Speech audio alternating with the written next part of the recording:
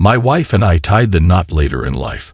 I was 28 and she was 31. That was 6 years ago. Having lived life to the fullest before meeting, we found ourselves in a financially tight spot. Before getting married, we discussed our mutual desire to have children and for Janet to be a stay-at-home mom until our youngest started school. We both agreed that having a full-time parent was crucial for a child's well-being, provided it was financially feasible. This meant we had some time to build up a nest egg before starting a family. To achieve this, Janet worked full-time while I took on as much overtime as possible. I got into the rhythm of doing double shifts on Fridays, starting late on Saturdays, and working another 12 hours. Our efforts were paying off. We now owned our home outright, and our bank balance was steadily increasing. Recent conversations hinted that children were on the horizon, likely before Janet turned 40 and the chances of conceiving a first child diminished. That's why the conversation we had this Thursday night felt so surreal. "Kurt, I want to discuss a trial separation," she said. I felt like my brain froze. "What?" I blurted out, incredulous. If you've ever been on the receiving end of a breakup, you know the feeling. The person initiating it seems to have it all figured out, while you're left bewildered and unprepared. That was me in that moment. "Why?" I managed to ask, still trying to process what was happening. "I just think we need some time apart to rediscover ourselves and appreciate each other again," she explained. "Let's face it, Kurt, you're not as romantic as you used to be, and you seem to take me for granted. You always claim to be too tired to go out. Our intimacy has declined, and frankly, you've gained some weight. Don't you think a break could benefit us?" I was left speechless, grappling with her words and the suddenness of it all. Had I been more composed, I might have picked up on the subtle shift from us to me in her monologue. But in my current state, it completely eluded me. "How about we give it a month, Kurt?" she suggested. "Then we can reassess. I'll be staying at Wendy's. Feel free to call me whenever you like, but let's limit our in-person meetings to once a week. Anything more, and it won't feel like much of a separation, will it? Just know, Kurt, that I love you deeply and believe we'll have beautiful children together. Unconfident that after a month, maybe two at most, we'll be back to where we were." With that, Janet rose, fetched 2 suitcases from the back hall, and headed toward the front door. "Don't I get a say in this, Janet?" I stammered. "My decision is made, Kurt," she replied firmly. "Please sit down, Janet," I implored. Reluctantly, she returned to her seat. "Who is he, Janet?" I couldn't help but ask. "Oh, Kurt, I knew you'd jump to that conclusion," she sighed. "I love you, Kurt, and only you. There's no one else, so there's no need to bug my phones, follow me, plant a GPS tracker in my car, or hire a private investigator. In fact, if you were to do any of those things, I might interpret it as a lack of trust in me, and we have to reconsider our relationship." As she moved to rise once more, I instinctively grasped her arm and pulled her back down. "This isn't fair, Janet. You've had days, maybe weeks, to plan out your little speech and this impromptu move, but it's all new to me," I expressed, frustration tainting my voice. "What move, Kurt?" she queried, her expression finally mirroring some of the confusion I was feeling. "Can't you see that what you've done puts our relationship in jeopardy, Janet? This unilateral decision of yours smacks of contempt. I've always treated you as my equal partner, and I'd never make such a risky move without consulting you first." "What risk, Kurt? I love you, and you love me. Where's the harm in taking the short break? If I miss you before the month is up, I'll come back in a heartbeat. And what do you mean by contempt?" she responded, her tone tinged with a mix of curiosity and concern. "What I mean is, you haven't given me the chance to explain myself," I countered. "For instance, we hardly go out together because I've been working overtime on Fridays and Saturdays. We agreed to the extra hours to improve our finances. Our intimacy has waned, partly because of the natural progression of our 6-year marriage, and partly because I'm always exhausted. And as for my weight gain, it's because you suggested I take on the supervisor role for the extra income, which isn't as physically demanding as being on the tools. These are just my initial thoughts in the last 2 minutes. Can't you stay so we can talk this through properly? I'm sorry, Kurt. I promised Wendy I'd go out with her tonight, she replied softly, her resolve unwavering. With that, she rose, gathered her bags, and headed toward the door. All I could manage to utter was, "Just remember, Janet, you're still married." There was only a brief pause before she continued out the door without looking back. That night, sleep eluded me, leaving me unfit for the grueling 16-hour shift the next day. Despite my exhaustion, changing plans was out of the question. The afternoon shift supervisor had already made arrangements, relying on my promise to cover for him again. In my line of work, letting your guard down was not an option. Thus, I found myself in the wrong place at the wrong time on Friday night, when a 35-ton loader nearly collided with me. I managed to throw myself out of harm's way at the last second, feeling the heat of the exhaust as I hit the ground. Adrenaline carried me through the remainder of the shift, exacerbated by hunger since Thursday. Janet's usual shopping day had been skipped due to her packing. The next day, I was back on the job by 10 a.m., subsisting on sandwiches made from week-old bread. The following evening, I stopped at a 24-hour corner store for supplies. Upon arriving home after 11:30 p.m., I noticed the message light blinking on the phone. It was Janet, expressing how she missed me and thanking me for giving her space by not calling. She mentioned she'd be out late again that night and insisted I not call, leaving me feeling increasingly resentful. Here I was, working tirelessly to contribute 3 times as much to her savings, while she seemed to be enjoying a carefree lifestyle. It was a new and bitter feeling, one I had never experienced before. Neither of us reached out to the other on Sunday. By Monday, I made the decision to inform my boss that I wouldn't be available for overtime for the foreseeable future. When he inquired further, I disclosed the near-miss incident from Friday night. He was visibly taken aback and readily concurred with my decision. By Wednesday, with no contact from Janet, she finally called me. It seemed like she didn't have much to say. Feeling a pang of guilt for giving her the cold shoulder, I decided to make amends. On Thursday evening after dinner, I made my way to Wendy's house. As a peace offering, I brought along a bouquet of flowers and a box of chocolates. Wendy, Janet's best friend who had been divorced for over a year, greeted me.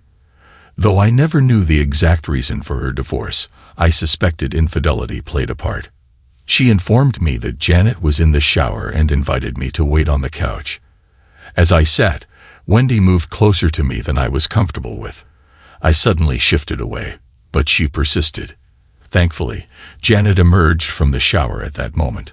I presented her with the flowers and chocolates, but our conversation felt strained, lacking the usual ease we shared. After some awkward small talk, Jen asked, "Was there something you wanted, Kurt?" I was somewhat taken aback by her question. "No, I just dropped by to ask my wife out on a date tomorrow night," I replied. "I'm sorry, Wendy, and I already have plans," Janet responded. "Wait, tomorrow is Friday. You work Friday nights." "Not anymore, Janet. I quit," I admitted. "But what about the money?" she inquired, clearly concerned. "I've made a decision to prioritize my marriage and physical well-being." I began meeting Janet's gaze squarely. With the added responsibilities of shopping, cleaning, and cooking on top of my full-time job, I found myself more exhausted than ever. When I received your message last Saturday night at 11:30, informing me of your plans to go out, I realized I was pushing myself too hard. Last Friday, I was so fatigued that I narrowly escaped a serious accident at work. Janet's expression shifted to one of shock, and she moved closer, enveloping me in a hug. "Please be careful, darling," she urged softly. "I'll need your little sperms in a few months' time." Her sentiment was interrupted as Wendy re-entered the room, bringing a sudden end to the moment. "Apologies for rushing you out, Kurt, but the girls will be arriving soon for a Tupperware party," Wendy announced. breaking the tension. I made a swift exit. There are some scenes a man was never meant to witness. Janet escorted me to the door, and in a moment of desperation, I pleaded, "Please come home, Janet. I miss you." "Give it another 3 weeks, Kurt, then we'll discuss it," she responded, her discomfort evident in her demeanor. Any hope that surged within me dissipated as she added, "Why don't you take a break from overtime for a month to regain your strength? We'll need the extra money, Kurt." I glanced at the flowers and chocolates still lying where she had casually tossed them and left without another word. Over the next week, she called me twice, expressing disappointment that I hadn't reached out to her. I tried to explain that between working full-time, cooking for myself, and hitting the gym, I had little time to spare. But it seemed to go over her head. The following week, my usual visit fell on Tuesday night. Once again, Janet was in the shower when I arrived. This time, I avoided the couch, remembering the discomfort from the last encounter. Wendy, dressed to the nines, stood unusually close as she spoke, making me feel uneasy. When Janet finally descended the stairs, also dressed up, she appeared slightly uneasy as she explained that I should have called ahead. Had I done so, I would have known they had plans to go out. Feeling humiliated, I was swiftly ushered out, and as the door closed behind me, I could have sworn I heard giggles from the other side. I vowed that would be the last time I subjected myself to such humiliation. Neither of us reached out for the remainder of the week. The following Sunday, I was working out in the backyard, using homemade weight equipment I had cobbled together. I could already feel my strength returning. Suddenly, I felt arms wrap around me from behind, and a body pressed against my sweaty back. It was my first human contact in over 2 weeks, and I welcomed it until Wendy's voice startled me from beside my ear. "Sorry, handsome. I couldn't resist," she murmured. Shocked, I quickly disengaged and turned around. Trying to mask my discomfort, I offered her coffee. I couldn't help but notice her attire, which, while usual for her, showcased her impressive cleavage. Inside, I made sure to sit at the far end of the kitchen table, hoping to maintain some distance. But Wendy pulled up a chair right beside mine, so close that our legs were touching. We engaged in awkward small talk, a skill I never excelled at. "Are you going to ask how Janet is doing?" Wendy inquired. "No," I replied firmly. She made it clear it's none of my business. Wendy's smile widened. "She's a bit upset, you know. She was hoping you'd be begging and groveling by now." "Sorry, Wendy, that's not my style," I retorted. I asked her out on a date the first time I came here, and she turned me down, claiming she already had plans.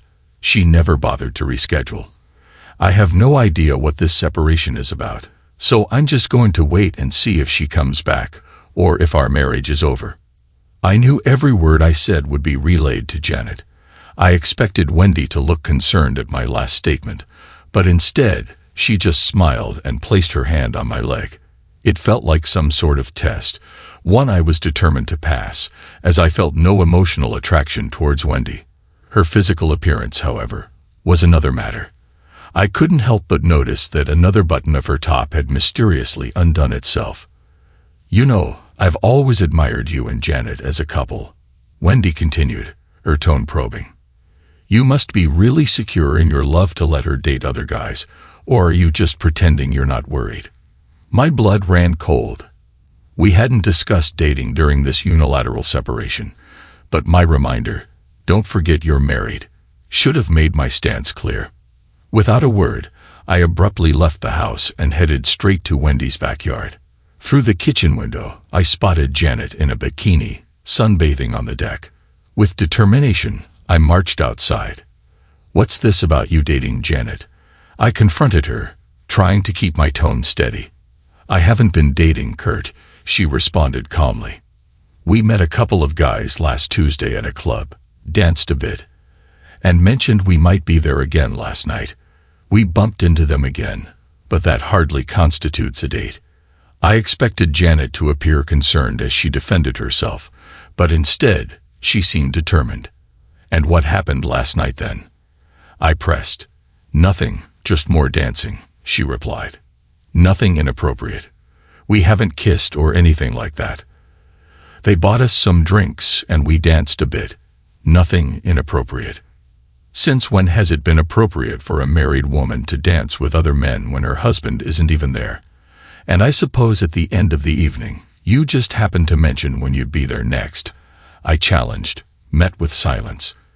"If you meet them again, it will definitely be a date, and just as definitely be very inappropriate," I continued. "Janet, all this is really hurting me, you know. I still have no idea what this separation is about. Can we skip the next 2 weeks and just have you come home right now? I really miss you." "No, Kurt, not yet," she replied firmly. "In fact, I think we'll go past the month." Once again, she seemed oddly uncomfortable, as if she were saying something she didn't truly want to. Of all her recent irrational behavior, this was the most confusing. I stared at her for a moment longer before getting up to leave. "You could ask me out on another date, you know," she remarked casually. "You might get lucky this time." Without pausing or looking back, I retorted, "Or you could ask me out. You know where I live."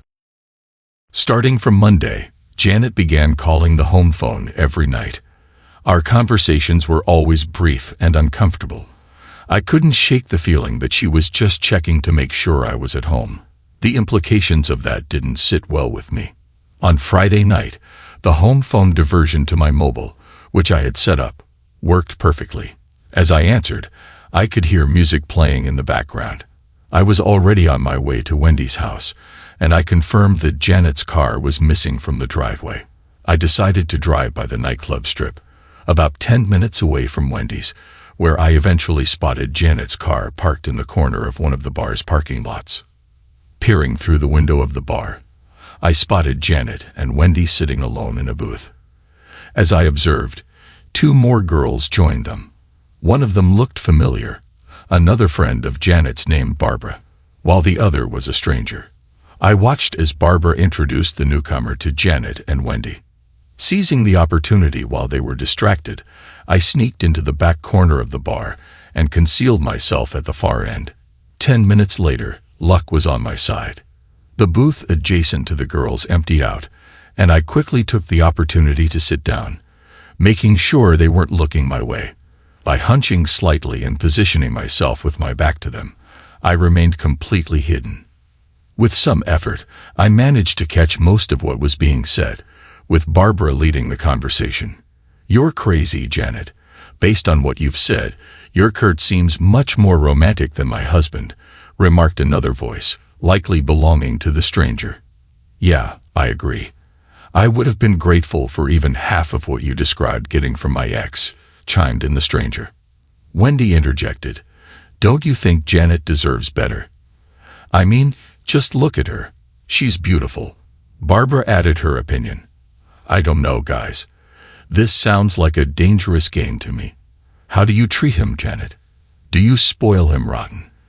With all that overtime he works, he must be exhausted most of the time. Do you keep him in bed all Sunday, satisfying his every desire? If you were mine, I sure would." Janet, with her soft voice, replied, but I couldn't make out her words as the conversation carried on for several minutes. All I caught when Janet finished and Barbara resumed was, "Is that all? And you're making this guy fight for you?" At that moment, someone started the jukebox, providing me with the perfect opportunity to slip away to the restroom. When I returned, my booth had been taken, so I found refuge in my corner of the bar. As the bar filled up, I wondered how long it would be until the guys showed up. Over the next hour, I observed numerous men approaching the girls, attempting to strike up conversations, but all left disappointed. Then I noticed the stranger making her way to the bar. As she neared my corner, I made a show of making room for her. She smiled in response and ordered 4 drinks. Close up, she was quite attractive with short, curly brown hair and a friendly demeanor. As she waited for her drinks, she turned to, "So, do you come here often?" Alice asked with a playful grin. "Hey, that's my line," I teased. "Well, you were too slow. she retorted. We engaged in easy conversation until her drinks arrived. I couldn't help but notice her searching glance at my wedding ring finger. Due to the nature of my job, I hardly ever wear my ring. When her drinks finally arrived, she surprised me with her request. Look, the conversation at my table is dreadful. Do you mind if I use you as an excuse to escape? She asked. What? Do I mind if a beautiful girl talks to me? What do you think? I should warn you, though, I am married, but my marriage is in extreme difficulty. That's why I'm here, I admitted. Wow. Well, thank you for your honesty. I'm just looking for companionship, so if it's still okay, I would still like to chat, she replied, flashing a smile at my mischievous grin. Alice returned a couple of minutes later, and we continued chatting easily for the next hour and a half. I kept glancing over to ensure we weren't being observed. I noticed a man had taken the vacant seat at the girls' table and was buying all the drinks. Alice was delightful company, and we felt very comfortable together. At 11:30, Barbara approached us. I hadn't noticed her until it was too late to hide. She wore a vaguely puzzled expression on her face, and I knew the feeling. She recognized me, but couldn't remember where from. I smiled as Alice introduced us, and Barbara leaned in to whisper in Alice's ear, "You're right, he is cute. Janet has offered us a lift home. Do you want a ride? I've really got to get going anyway." "Lovely to talk to you, Alice," I said, kissing her on the cheek. She blushed and left. As she reached the door, she turned back and handed me a business card with a smile before departing. I watched all three girls leave, leaving Wendy and the man at the table. Giving them a 5-minute head start, I decided to make my way out to the car park. 2 minutes later, my phone rang. The caller ID showed it was Janet ringing through the diverted home phone. After exchanging greetings, she asked why there was music in the background. "Are you having a party at the house?" she inquired. "I'm at a bar, Jules. I'd spent the evening chatting to a beautiful girl," I replied. "What the hell, Kurt? Who said you could do that?" she exclaimed. "Aren't you implying that you're the only one free to date? Aren't you suggesting I'm not allowed to?" I shot back. "Well, you aren't. While you're married to me, I expect you to behave appropriately," she retorted. "So you're saying you didn't call me from a bar earlier?" I challenged. "Well, yes," she admitted. "And I suppose those guys from last time didn't show up, did they?" I pressed. "No, yes, maybe," she replied, her tone uncertain. It was somewhat reassuring to know that I wasn't the only one confused. "Look, Janet, can we please cut this crap and go back to how it was before? Come home now, I'll meet you there," I pleaded. There was a pause before she responded. "No, I'm sorry, Kurt, I'm just not ready." "Okay, just come for the night, then," I suggested. "No, sorry, Kurt, I'll call you later," she said before hanging up. An hour later, I was on the brink of sleep when I heard the garage door opening. I bolted out of bed, my heart racing with the hope that Janet had changed her mind. Peering out the window, I saw Janet's car parked across the street. As the garage door closed, I realized she had just come to check if I was home before driving off again. Disheartened, I returned to bed, my mind swirling with the confusion of the evening's revelations. With no clear understanding of what everything meant, I couldn't shake the feeling that things were spiraling out of control. The following Saturday afternoon, Wendy paid another visit. I confronted her about Janet's behavior, but she denied any knowledge, albeit unconvincingly. When she attempted to get close to me, I anticipated her move and kept her at arm's length. "What are you doing, Wendy? I'm married to your best friend, for God's sake," I scolded. "For now, Kurt, I just wanted to see if I'd have a shot with you after Janet leaves you," she confessed, her words sounding contrived and absurd. Nonetheless, it confirmed one of my suspicions. "Don't you mean if Janet leaves me, Wendy?" I corrected her. "Of course, Kurt. I really hope things work out for you," she replied vaguely. Expressing my discomfort with the situation, I escorted her out, though she seemed reluctant to leave, even going as far as preparing a picnic for us. In the end, I had to be blunt about how inappropriate her behavior was before she finally got the hint. "Are you and Janet going out again tonight?" she asked before parting. "Yes, probably," I replied. Feeling frustrated, I decided to call Alice. She sounded pleased to hear from me, but explained it was impossible for her to get away that night. Instead, she suggested meeting on Tuesday. Feeling obligated, I reminded her of my marital situation before agreeing. "Look, it will be strictly as friends, Alice. I'm still in the midst of a very messy personal situation at the moment. I just really enjoyed your company last night. I promise to treat you with the utmost respect until everything is sorted out," I assured her. After expressing that she had also enjoyed our chat and acknowledging her own complicated situation, she ended the call, expressing her anticipation for Tuesday. Monday morning marked the beginning of a new routine with Janet. She started calling me at 6 a.m. every workday, around 6 p.m., when I typically arrived home from work, and again just before bedtime. While she claimed it was because she missed me, she continued to reject my pleas for her to return. It was becoming evident that I was being checked up on. On Wednesday, I noticed a message on the home phone answering machine. Although it was only from a marketing company, its presence was significant as it hadn't been diverted to my mobile. Upon checking the home phone, I discovered that the diversion had been removed. Someone had visited, it seemed. On Tuesday, Alice greeted me at the front door of her apartment, and we departed promptly. She looked stunning. Once seated at the restaurant, I initiated the conversation. "So, would you like to share why your personal life is a bit complicated?" I inquired. "Yes, her name is Diana," she responded. As it turned out, Diana was Alice's 3-year-old daughter.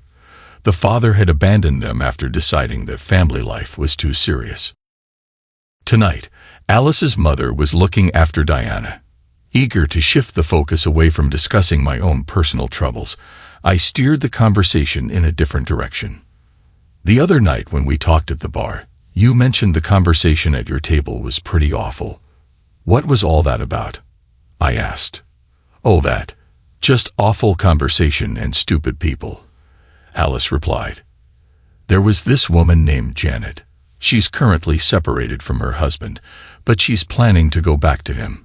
Apparently, she hopes the separation will make him fight for her, be more romantic, and all that. But the ridiculous thing is, from what she described, he already seems pretty good. He brings her flowers every week, takes her on monthly date nights, spoils her endlessly.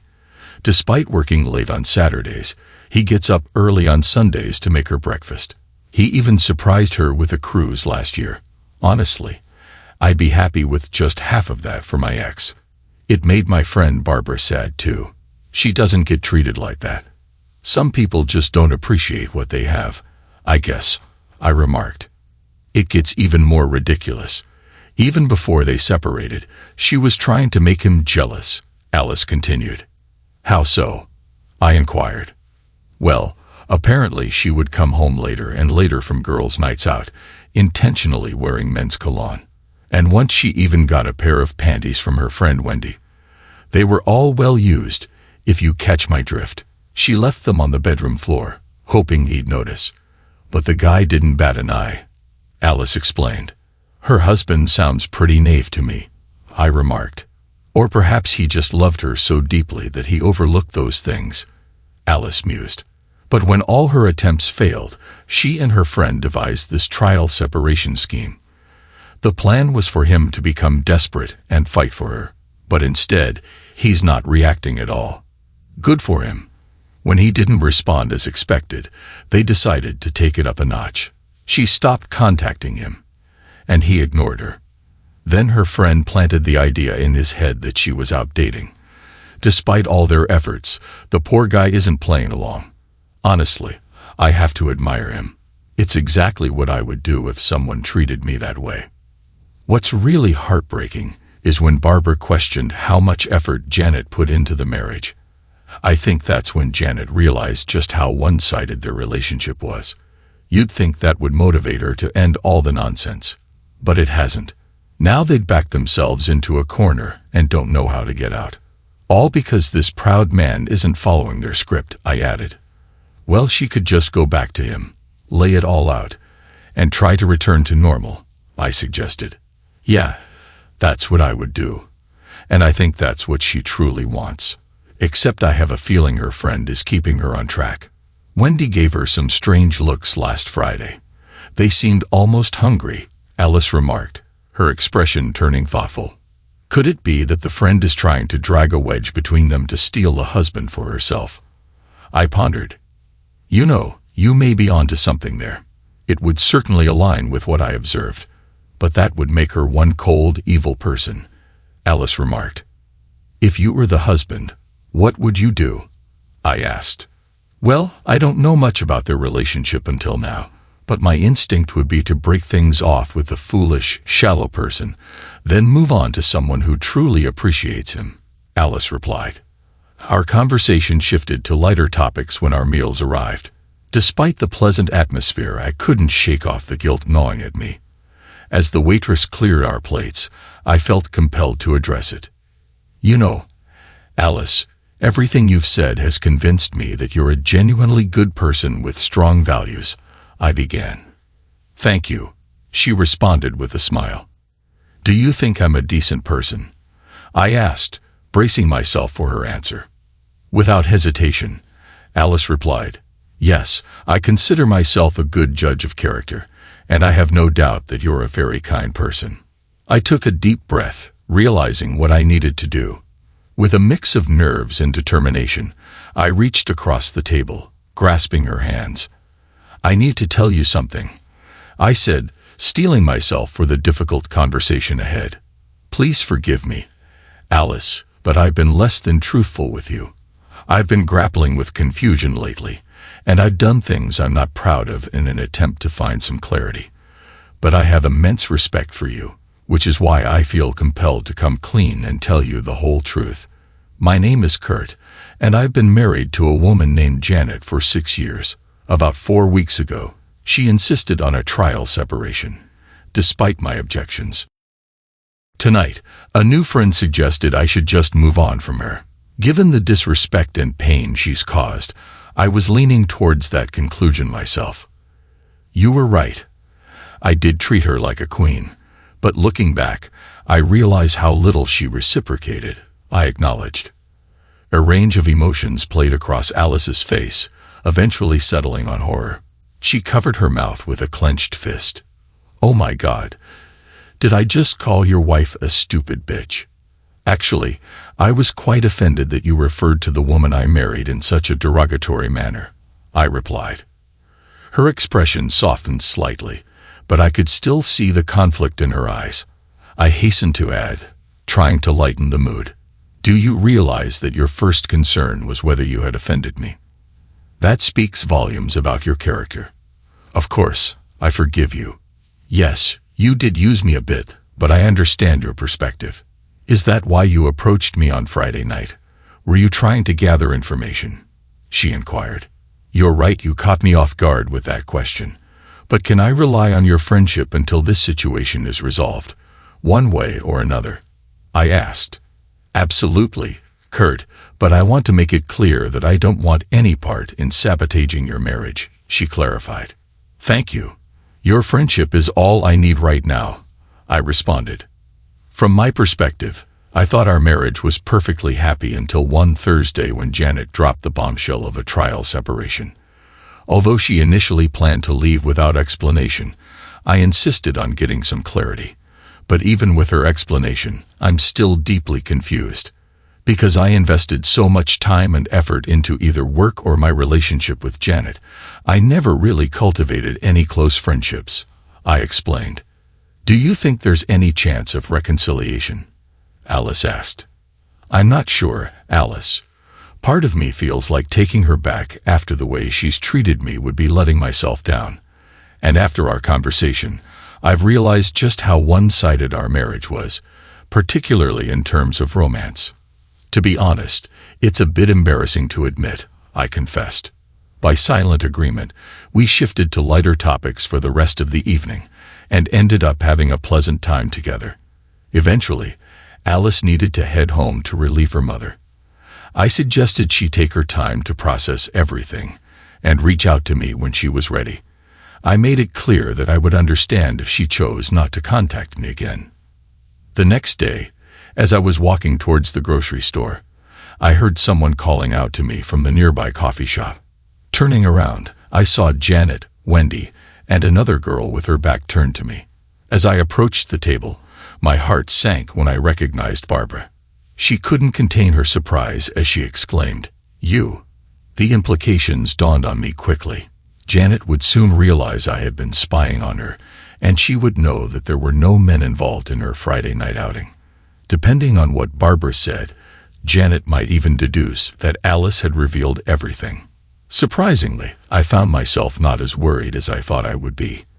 I made a brief, polite excuse to leave, citing the need to head home and cook. I observed Janet's reaction for any signs of guilt, but it seemed to go unnoticed by her.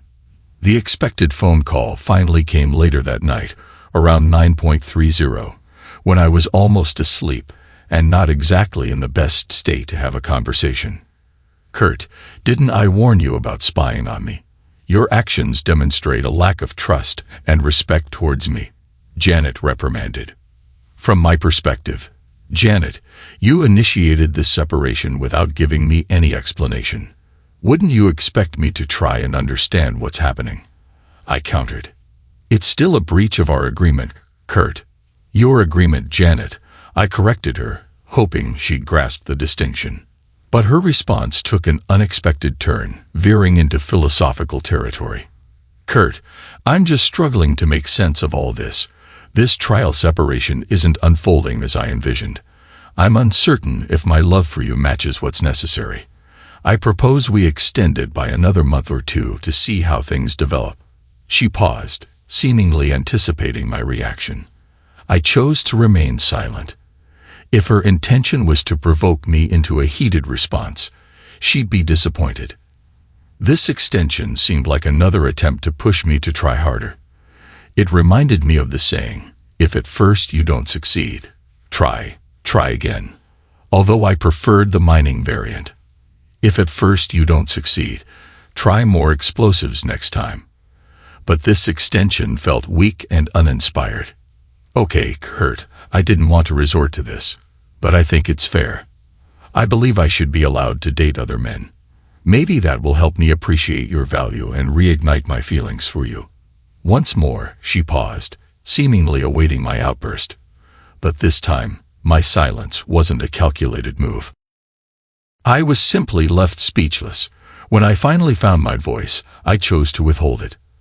I realized that whatever I said in that moment was unlikely to resolve anything. "Are you still there, Kurt?" she queried. I remained silent, grappling with my thoughts.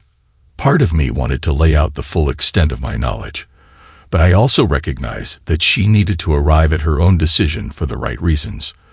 Revealing everything might lead her back, but it wouldn't address the underlying issues. "Kurt," she pressed again. "I believe dating would be a grave mistake, Janet," I finally responded, my tone firm. "Let me be unequivocal about this. If you choose to date or engage in any behavior that violates the boundaries of marriage, meeting a man repeatedly, dancing with, touching, or kissing another man, I will interpret it as your withdrawal from our marriage. Do I make myself clear? I'm uncertain if our marriage can be salvaged even if you return today, but I'm willing to try. Will you please come back where you belong, Janet?" This time, the silence was hers. "Well, Kurt, I don't believe you're in a position to dictate terms," she retorted sharply. "You don't know me. I think I'm entitled to seek the romance and companionship I've been missing out on for the past month." At this point, I seriously began to question Janet's state of mind. Did she not realize that the reason she was missing romance was because she had left the one who had been romancing her? "So, Janet, you're still intent on opening up this marriage, are you?" I pressed, unable to fathom her logic. "You never provided me with a reason for this separation that made any sense to me. The closest theory I could come up with was that you were trying to make me work harder to put more effort into our marriage. But I dismissed that as too disrespectful. One benefit of your absence is that it's given me time to reflect. I now realize that I've been the one putting in significantly more effort into our relationship than you have. Yet here I am, utterly bewildered. Once again, silence hung between us. When she finally spoke, her voice trembled, on the verge of breaking into a sob. It seemed as though she was blindly following a plan that she suddenly recognized was seriously flawed. "I'm sorry, Kurt. My mind is made up," she uttered, her words heavy with resignation. The dial tone marked the end of the conversation, and I couldn't shake the feeling that it also signaled the end of our marriage. Bizarrely, when I returned home on Thursday and Friday nights, Janet's car was parked 100 meters down the street in the opposite direction from my approach. I watched her drive away 5 minutes later, adding another layer of confusion to an already perplexing situation. On Thursday night, Alice called. She graciously forgave me, a weight off my shoulders. She then asked for an update, assuring me that her inquiry was purely out of friendship. I recounted my recent conversations with Janet, along with my analysis of her probable motives. "What's your plan now, Kurt? Just going to sit tight and wait for her to deliver the final blow to our marriage, I guess. Do you want me to keep an eye on her this weekend, Kurt?" "No, don't trouble yourself with this, Alice. How about we figure out where they are, and you take me to the same place?" "No, I won't stoop to her level, but I would like to see you this weekend," I suggested. We quickly settled on a Sunday afternoon picnic after a bit of negotiation. Alice didn't press me on why I wasn't available on Friday or Saturday. She understood. We must have talked for about 2 hours. On Friday, it didn't take long to locate Janet and Wendy. The fact that they were at the same old bar led me to consider 2 possibilities. Either Janet was genuinely confident that I wouldn't dare to spy on her, or more likely, she was counting on me to do just that. This time, I watched everything unfold through the windows, feeling a twinge of shame for my actions. That night, Janet was surprisingly well behaved. It was just her, Wendy, and Barbara chatting until around 10 p.m. Wendy accepted several dance offers, but Janet and Barbara declined several. Eventually, 2 persistent guys approached, clearly targeting Janet and Wendy. Barbara left shortly after, leaving the remaining trio at the table. Throughout the night, the 2 girls covertly surveyed the dark corners of the bar. I was pleasantly surprised when Wendy and Janet left together at 11:30. I followed their taxi back to their place and watched until the lights went out. Saturday was a different story. Once again, it was the same bar and the same 2 guys were waiting. This time, they wasted no time in making their move. At 8:05 p.m., my marriage came to an end. After Wendy left to dance with her chosen companion, the other guy made his move on Janet. From my vantage point, I could see his hand on her leg. In the 5 minutes I gave her to handle the situation, she scanned the bar at least 6 times. I walked into the bar. When Janet saw me approaching, she at least had the decency to push the guy's hand away. Her expression could only be described as smug as she delivered her opening line. "Kurt, I warned you not to spy on me again." Sensing my mood, her unfortunate companion stood up, unsure whether to confront me or flee. Ignoring all social norms, I stepped in close, emphasizing his small stature compared to my 6-winged frame. In a low growl, I uttered the shortest sentence in the English language. "Go." He ran. Keeping my gaze fixed on Janet's face, I sat down in his vacant seat and pulled out a roll of papers from my breast pocket. "These are papers for a mutually agreed divorce. I've already filled them out. All you have to do is sign them. I've included a separate agreement on splitting our assets, and I can't see any reason not to split everything 50-50. It makes sense for me to keep the house since you have already moved out." As I spoke, I observed Janet's smug expression slowly morph into one closer to horror. I didn't linger to witness the rest of her reaction. Avoiding eye contact, I quickly left, hoping to conceal the emotions welling up inside me. Curiosity got the better of me, and I returned to watch through the window. Janet was now openly crying. Within minutes, Wendy returned, looking perplexed. However, as soon as she glanced at the papers on the table, a broad grin spread across her face. Over the next hour, Wendy seemed to do most of the talking. 15 minutes into their conversation, Janet's tears subsided, and an hour later, she appeared remarkably relaxed. Wendy's influence was unmistakable. Somehow, she had managed to convince Janet that their scheme was progressing as planned. That night, sleep evaded me once again as I braced myself for the inevitable final confrontation. More anguish lay ahead, and I couldn't shake off my feelings for the woman who had caused me so much pain. Anticipating Wendy's visit the following day, I pretended not to be home when she arrived.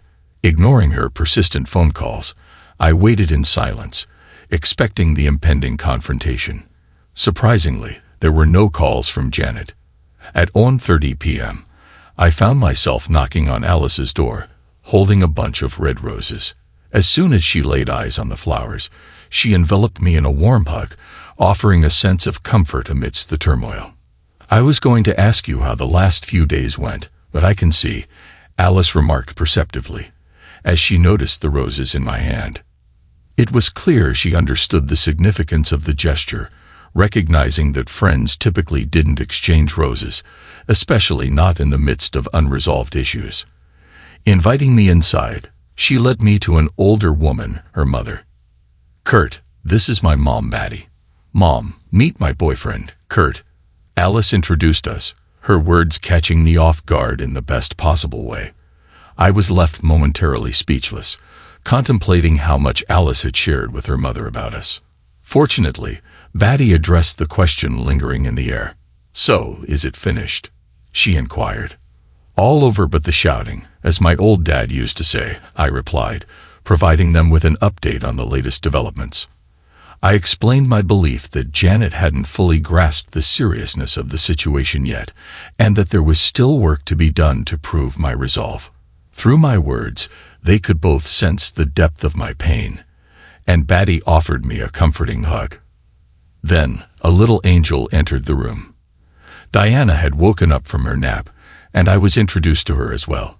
She seemed disappointed when Alice mentioned that we were heading out, despite Maddie's efforts to reassure her about the fun they would have together. Sensing her disappointment, I whispered to Alice, "Can she come with us?" "Are you sure?" she asked, surprised by my suggestion. "You're a package deal, and I accept that," I affirmed. "That would be great. It tears me up to be away from her all week while I'm at work, so I like to spend all weekend with her," Alice explained, her eyes reflecting her gratitude. Diana's face lit up with joy upon hearing that she could join us for the afternoon. We had a wonderful time by the river, enjoying the sunshine and each other's company. Alice teased about feeling a bit left out, but the wide grin on her face told me it was all in good fun. After dropping both ladies home, I was welcomed by Maddie, who had prepared dinner. I bid Alice farewell with another gentle kiss on the cheek before heading home. As I arrived, I sensed Janet lurking in her usual spot nearby. Before I could even open the front door, she pulled into the driveway. Stepping out of her car, she handed me the papers I had given her on Saturday, signed and witnessed. "Here you go, Kurt, signed and witnessed. Good night," she stated, catching me off guard. With that, she retreated to her car, leaving me stunned, but her departure was interrupted by a bold proclamation. "Now that I've called your little bluff, maybe you can ask me out on a date this week sometime. I'm free on Wednesday," she called out before driving off. In that moment, I realized that Janet operated on an entirely different wavelength. If it was truly all over but the shouting, then it seemed like the shouting was going to be one chaotic mess. The shouting began on Monday evening. Wendy was waiting for me in the driveway as I returned from work. Before I could react, she planted a kiss on my lips. Pushing her away firmly, I exclaimed, "Listen, once and for all, I am not the slightest bit interested in you, Wendy." Before Wendy could even react, Janet's car came roaring into the driveway, tires screeching. Wendy attempted to dart away down the driveway, but Janet's vehicle blocked her path. As the car rolled to a stop, Janet flung open the door, knocking Wendy to the ground. Despite Wendy's attempts to rise, she was struck hard on the side of the head by Janet's enraged slap, sending her back to the ground. Wendy wisely chose not to get up this time. In normal circumstances, staying down would have been a wise move, but facing an enraged Janet, who had just realized she'd been deceived, it was a dangerous choice. Janet unleashed her fury on Wendy, kicking her repeatedly. I knew better than to intervene. Janet's wrath was like that of a wild animal. When Janet showed signs of exhaustion but continued to seethe with anger, I risked stepping in to restrain her. At that moment, a police car happened to pass by. Janet and I were both cuffed, and an ambulance was summoned for Wendy's injuries. Janet was interviewed first, her shouts echoing from where I sat in the holding cells. Eventually, they transferred her to the cell across from mine. When it was my turn, I recounted the full story to the police, attempting to convey that Janet's actions were provoked. It felt like the least I could do. I was released with an apology at 11 p.m. On Monday, I went to work as usual, grateful for the sanctuary of being over a mile underground where cell phone signals couldn't reach. On my way home, I updated Alice over the phone. She invited me for dinner again and relayed a request from Diana. Could that nice Kurt read me a bedtime story tonight? Arriving home later than usual, I stopped by Wendy's parents' house to speak with them. I explained what I knew about their daughter's manipulation of my wife. Surprisingly, neither of them seemed shocked. I urged them to influence Wendy not to press charges against Janet for assault, and they promised to do what they could. Janet's car was parked in the garage when I arrived home. Upstairs, I found her suitcases unpacked on the bed, and the sound of the shower running. Anticipating her descent, I waited downstairs, dialing Alice to cancel our dinner plans. We speculated on Janet's potential strategies, but in hindsight, we both missed the mark. As Janet confidently strode down the stairs, I felt a surge of unease. She approached me, her usual poise undiminished. "What's for dinner, Kurt?" I hesitated before responding, prompting her to stand directly in front of me. "I've decided to forgive you, Kurt," she declared. "We've both been a bit foolish, but let's move past it." I've returned. "If you haven't made dinner plans yet, let's go out." My tongue felt tied, but I couldn't suppress my incredulity. "Can you explain how I've been foolish, Janet, and what exactly am I being forgiven for?" Janet's confident facade faltered for the first time. "For the pain you caused me with that ridiculous divorce stunt, Kurt. It was a low blow, but I knew you were bluffing all along." "What makes you so sure it was a bluff, Janet?" "Because," Wendy said. Her voice trailed off and the color drained from her face. She sank onto the coffee table with a thud, realization dawning in her eyes. For several uncomfortable minutes, I watched as a new understanding took root in her mind. Finally, she spoke, her voice barely above a whisper. "I gave you up, didn't I? You weren't bluffing with the divorce, were you?" "I was so sure you were that I just signed it," Janet confessed, her voice filled with regret. I shook my head sadly. "For the record, Janet, you didn't give me up. You threw me away. I've always done everything I could for you. What did I get in return? You walked out, leaving me lost and alone. I tried to warn you. Didn't I say it was a gamble? How much clearer could I have been? After all the love and effort I put in, I expected no. I knew I'd earned at least your respect and loyalty. Did I get those? No, I got kicked in the teeth, disrespected, and left broken and confused. Did you ever consider the imbalance of effort in our marriage? The one-sided result I've seen over the last 5 weeks." Janet interjected. "Well, you can't have Wendy now. I've sorted her out." I was taken aback. "Look, this has nothing to do with Wendy.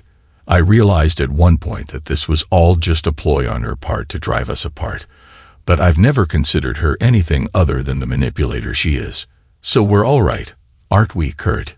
Janet asked, hopeful. This was the moment of truth. "No, we're not okay, Janet. We have the divorce papers to prove it.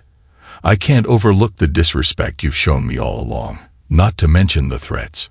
I have to tell you, when you threw me away, someone else picked me up." Janet's face turned even paler. "What do you mean, Kurt?" "I've met someone else, Janet. She started off as just a friend who helped me through this. My only friend after you walked out on me. I'm sorry, Janet, but you gambled and you lost." With that, I left, stepping into a new life with a clear conscience, hoping I could still make it to story time. Thanks to everyone who took the time to listen to today's stories. If you enjoyed it, please consider liking and subscribing if you haven't already. Feel free to share your thoughts on the events in the comments below. Take care.